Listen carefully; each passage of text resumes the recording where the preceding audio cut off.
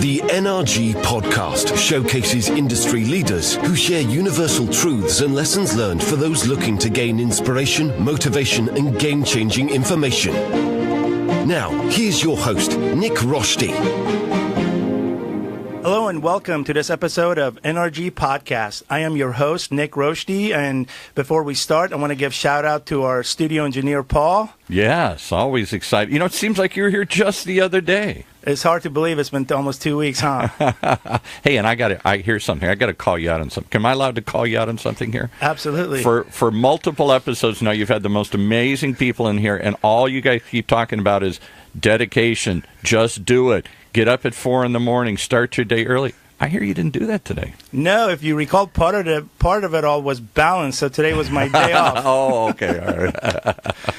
Welcome, everyone. Today we have Paula Steurer with Sterling Public Relations. Hi, Paula. How are you doing today? Hi. I'm happy to be back here in the studio with you. It's good to have you. And today we're actually flipping the script. I'm going to be the guest, and Paula's the host to ask me all the good questions for our audience. That's right. You're in the hot seat, and I am in the director's seat. I love it.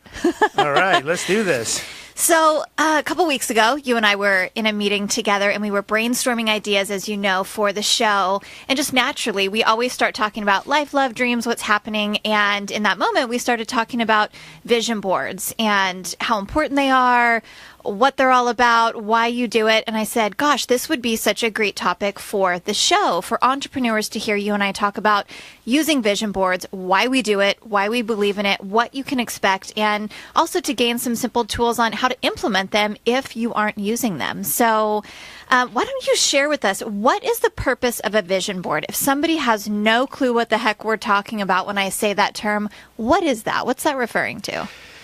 Great question. So vision board is basically a goal, right? A visual goal for us to have and have in front of us at all times, and to keep us, right on track with what we're trying to achieve, whether if it's something spiritually, financially, anything.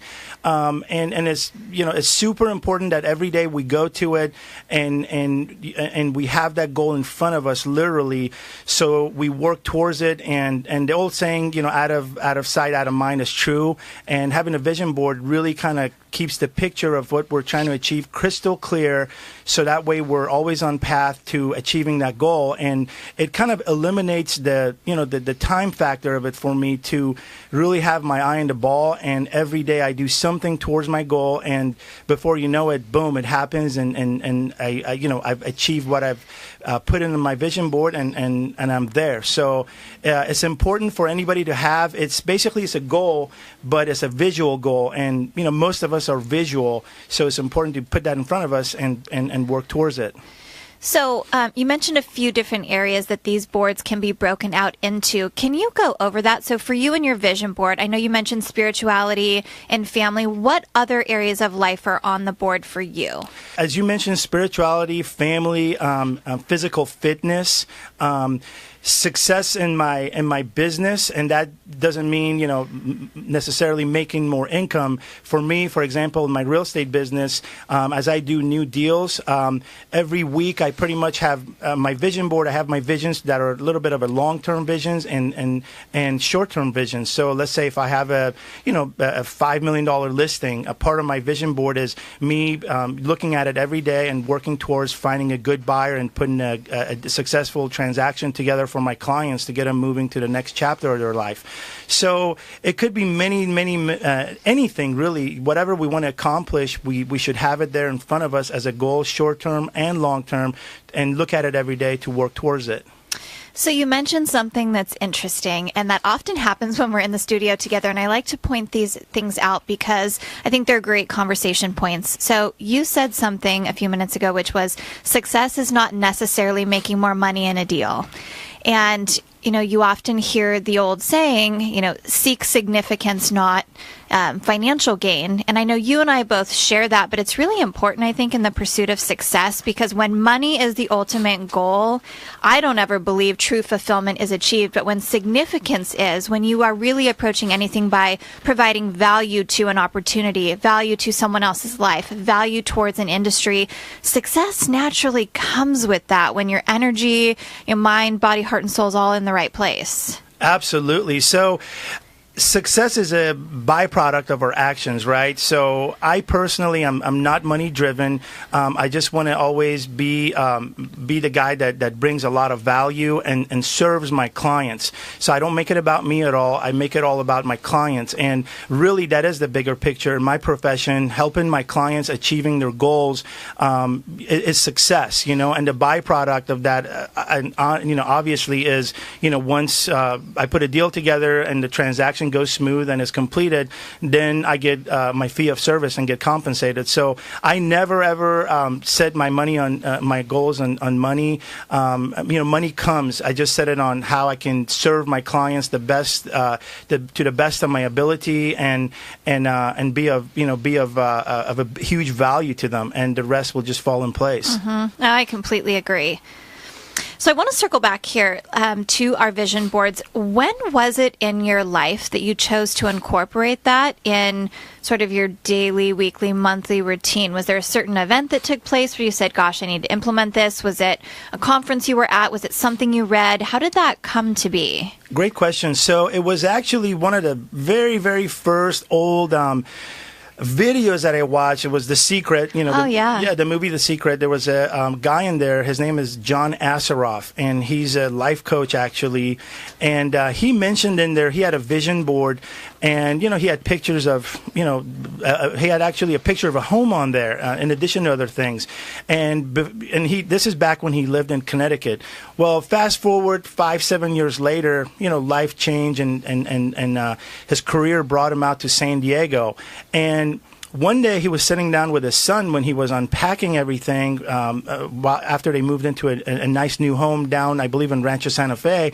He pulled out his vision board that he had from 5 years ago, and he rolled it open, and he looked, and he realized that the aerial picture of the home that he had on his vision board was the home that he was living in. I remember that. Yeah, that made literally the hair on my arm, stand up, and I was like, oh wow. So then that was the first catalyst that kind of, put me towards the direction of creating vision boards. And after that, I created my own, and there's a method to the madness of having vision boards, which I like to share with our audience as well, to really kind of put things on a fast pace speed of being able to achieving what we all set out to do on our vision board. So talk me through that, because that is actually, where my head is what does that look like? It's so much more than imagining what you want in your life in any area and then putting it down on paper. Execution is key. And so what does that look like? Absolutely. So what I've learned, and in some of the books I've read, and works really good, and I have implemented this, is most of us have a vision board. It may be, let's say a picture of a car or a house, a move up in a career, family, whatever it may be, getting married, having children.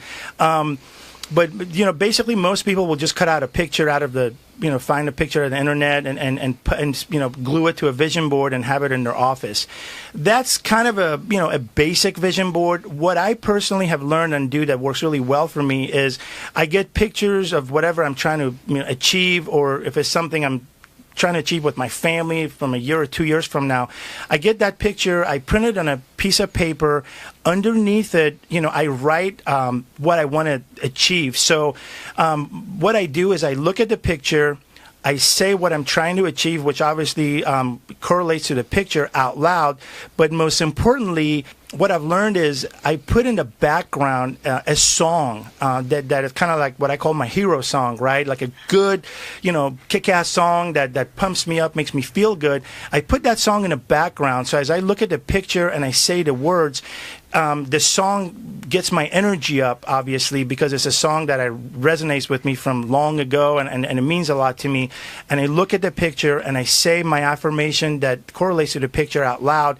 And what that does is it puts feelings behind it. So I'm not just looking at something, when I'm not just reading something, I'm looking, reading, and have feelings, momentum behind my words, which really sets it out in the universe, and it really magnifies the energy to kind of match my vibrational energy to bring it in. It's amazing, and you shared that with me a few weeks ago, and I'm so glad that you're sharing it here on the show today, because I thought that was powerful, being able to connect energy to the thoughts and the dreams and the goals that you have, because that's key. We live in an energy-charged world. We're all energy beings, and so that's a huge component of putting these together and actually seeing them take flight. It really is. I mean, the day I realized everything is made out of energy, and everything I've read in all the books, The Secret and all the books after that, on and on, eventually is sunk into in between my ears that energy is everything. So in order to achieve a certain thing that we're trying to acquire or learn, we have to put our energy field up to a level that it matches what we're trying to achieve, and that way we attract it like a magnet a lot quicker than just kind of waiting and having the right idea in mind, but just not having that momentum of feelings behind it. So it's really powerful, and it's happened for me a lot quicker than usual. I mean, sometimes I have to change my vision board literally every 4 to 6 months, because things start happening, and all of a sudden I go, wait a minute, I've already hit this goal. So then I literally have to keep recreating new goals and set the bar higher and higher for myself. Which is key, because you're continuing to challenge yourself, which is why you continue to grow, right? So part of this process with vision boards, it's not only seeing a goal come to fruition or a dream come to life. It's really about getting to the next level, whatever that might mean for you. Absolutely. And that's what life's about, right? So to me, we're all in the university of life, and education must continue every day. Society's herd mentality is, go to college, and that's when your education stops. Go get a job, work for the rest of your life. However, I think we are all a student of life. We're all learning, whether we like it or not, and it's important to always put good thoughts into our minds and implement them and help others grow as well, because when you give, you receive as well. So I'm all about serving other people and helping any way I can, whether if it's with their business, with personal matter, whatever it is. We always feel good when we help others. So we do. That's where I think true fulfillment comes from. Really does. So, I want to circle back to execution, right? And they always say great ideas die in the graveyard, not because it wasn't a great idea, but because of lack of execution. And I heard this TED Talk a few months ago that I've spoken on quite a bit recently in conferences, and it's by Mel Robbins. And I'm going to risk censorship here, but it's called How to Stop Screwing Yourself Over. And what I love about this talk is she talks about action and how the reality is when we want things to change in any area of our life, for better, for worse, whatever it is that we're wishing for, it requires action. So it's so much more than seeing it. What action are you taking to work towards it? And that action opens other doors and opens up other channels for things to happen. And so I know we're going to take a break here in a few minutes, but when we get back, I want to talk about how to create that action plan so execution is successful. It sounds great what we're talking about. I love the vision piece, but I really want to hone in on how people can put force of energy behind taking action to get the next steps going.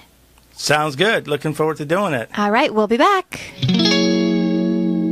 When you use the Premier Rewards Gold Card from American Express, the rewards points can keep on multiplying. Buy 3 with triple points on airfare. Buy 2 with double points on gas and groceries. And a single point for pretty much every other dollar you spend on the card. Then, start choosing from over 1 million rewards to redeem all those points. Apply today, and the annual fee for the first year is on us. Call 1-800-AXP-GOLD or visit axpgold.com. The annual fee for the card is $175. See terms, conditions, and restrictions at axpgold.com. Imagine what it would feel like to lose everything. Your job, your home, your family, your dignity. This has happened to thousands of the men, women, veterans, and young adults we serve at Working Wardrobes. What do we do to help? We provide career development services, life skills workshops, job skills training. We provide the perfect interview outfit, and we get clients placed in jobs. Call Working Wardrobes, 714-210-2460. Donate, volunteer, invest, hire. All right, these guys are on fire today here. Let them pick back up with Paula and Nick. And we are back here in the studio. And as I mentioned before the break, I wanted to really dig into execution in this portion of our podcast. So, Nick, let's talk about it. How can people get out of their own way when they want to create change? That's a great question. So there's a book called Eat That Frog that I've read long in the past. I know it's a little bit of a different name for the book, but basically in that book it talks about do your most difficult tasks first thing in the morning, so that way you don't have to deal with it bouncing between your ears all day long, and then you put it off again and again. So what I personally do is I time block, right? And I calendar what I want to do, and I time block. I set reminders, and I don't procrastinate. Most of us suffer from procrastination, and that just, is kind of like dead weight on our back. It just slows us down all the time. So the key is not to procrastinate, to set, goals with boundaries for ourselves to be able to achieve. That being said, most entrepreneurs, the reason they get to where they're at in life is because they take risks, right? And if we don't take risks, we're always going to stay the same. So imagine if we're in a box and we want to get out of that box and move to a different box that we desire to be in. How do we get there? Where we got to get out of that comfort box that we're in, walk through the unknown, but have faith that the unknown is going to get us to where we want to be, and eventually we'll get to the next box that's a higher up. So the word risk is really not the right word, but it's just taking actions, coming out of our own ways, our comfort ways, and walking a path to get us to where we want to be. So really, it's a matter of being able to get out of your own way and not do the same thing every day, and change, maybe 10-15% of what you do every day to be able to walk towards what you're trying to achieve without procrastination. Mm-hmm. A client of mine always says change happens when the pain of staying the same is greater than the pain of change. And it's true, you really have to want it in order to get out of that comfort zone. But if you do, that's where greatness happens. It really does. And most people do it anyways, but unfortunately they do it when times are tough, right? That's when they kind of look within and want to make a change, which is fine. But I've made it a priority to not want to change things only when things get tough, to always want to change things for the better. So that way, that helps me avoid some of the tough times that may have come upon me. So always strive to get better, always push yourself, don't procrastinate. Everything from living in a clean house, having an organized closet, a clean car, clean work environment, all those things matter. It all kind of plays together when we want to kind of move up in life. It all is like the ingredient to success. Mm-hmm. I want to circle back and talk about procrastination and what I'm going to refer to as disruptors. We live in such a great day and age with smartphones and technology, but I really feel like one of the greatest disruptors we have is a smartphone a lot of the times. I know for myself, I have clients in a variety of time zones, states, and continents. And so my phone is always on because it's always 9 a.m. somewhere for someone, regardless of what time it is for me. But with that being said, it doesn't mean that I don't believe it means that we should be so connected to our phone where the minute we get a text or the minute we get an email, we have to be responsive. And I say that because I understand managing a client relationship and managing things you're working on, but there also has to be time carved out, like you said, where you've got a time block where your mental, emotional, physical energy is dedicated towards whatever task you need to accomplish. Because otherwise, if you're constantly breaking away from that, your train of thought is changing, your energy is shifting. You're not really giving what you're working on 150% because you're constantly having fragmented energy. And that takes balance, and I think that's a learned skill because there's sometimes when you need to be on, but I really believe you have to be discerning when you're an entrepreneur and you work for yourself and you're driving a business about carving out time to really allow yourself to be focused and not allowing our wonderful technology to be a constant disruption. Yeah, 1,000%. You're so right. I mean, if we look at our phone, we get notifications of a Facebook message, email, text message, phones ringing. So, the phones ends up managing us, right? Right. And that's a recipe for what not to do. Exactly. So again, what I usually do is I write a task list. I prioritize them from A, B, the most important, down to B and C. And when I get to the office, I go through all my A tasks, B tasks, and after that, then I time block about 30 minutes to look at my emails, text messages, voicemails to obviously return important calls or messages that may have come in, and then I go back to my daily routine. So I literally allocated 4 time slots in a day, one in the morning, one early afternoon, one mid-afternoon, and one early evening, to look at my phone and go through and answer any pertinent questions that may have come up for me, so that way I get back to everyone. I mean, my phone rings all the time, and if I was to answer every call that came in while I was with a client or doing something, it's like the tail wagging the dog. So time management, prioritizing tasks, it's all important. And once we get all that down, really then our phone becomes a tool, a weapon to help us with our business, not our boss and manage us, go a million different directions. And at the end of the day, we're all exhausted and we didn't get anything accomplished. Well, and if we're being honest with ourselves, if we're just being so responsive in the moment, it gets down to being reactive versus proactive. And a lot of times you don't end up communicating what you really need to anyways, because you're just trying to check a box, which that's not what we're doing here. We're talking about investing in lives, investing in change, being dynamic entrepreneurs. Well, that takes a different skill set and one that's a learned trait. So like you said, these things don't manage us. They're tools. I think that was a great way to put that. Yeah, absolutely. They're here to help. Technology is here to help us if we use it correct. If we use technology correctly, especially with AI, with artificial intelligence, it's all really helpful, and it's all tools to help us achieve what we want to achieve faster. I know we're in a world of how fast everything can happen, but that's what technology is for if used correctly. Again, if not, then it's going to be running us crazy, and at the end of the day, we're going to be exhausted, and we're going to look back and feel like we didn't get anything accomplished. So it could be a defeated day versus a day that